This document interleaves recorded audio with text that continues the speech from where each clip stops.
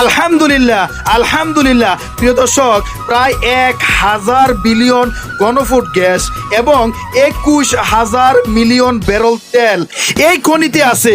এটা পাবনার সাতিয়া উপজেলায় আবিষ্কার হয়েছে 2015 সালের দিকে, কিন্তু অতীতের ফেসিবাদ সরকার ভারতের প্রেসক্রিপশনে এটাকে বন্ধ করে দেয়। কিন্তু আমাদের বর্তমান সরকার এটাকে খুঁজে বের করে এখান থেকে তেল এবং গ্যাস উত্তোলন করার পরিকল্পনা হাতে নিয়েছে। ইতিমধ্যে বাপেক্স টিম এটাকে দেখে গিয়েছে।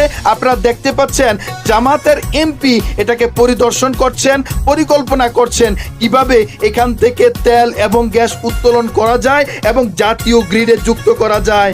আলহামদুলিল্লাহ প্রিয় দর্শক, এই রকম করে বাংলাদেশের আনাসে কানাসে শত শত গ্যাস খনি এবং তেলের খনি লুকায়িত পরিত্যক্ত অবস্থায় পড়ে আছে, যেগুলো যদি আমরা উত্তোলন করি তাহলে আমাদের চলমান গ্যাস সংকট, চলমান বিদ্যুৎ সংকট, চলমান তেল সংকট কোনো কিছুই থাকবে না, এগুলো দূর হয়ে যাবে। প্রিয় দর্শক, ভিডিওটা সর্বোচ্চ শেয়ার করে দিন।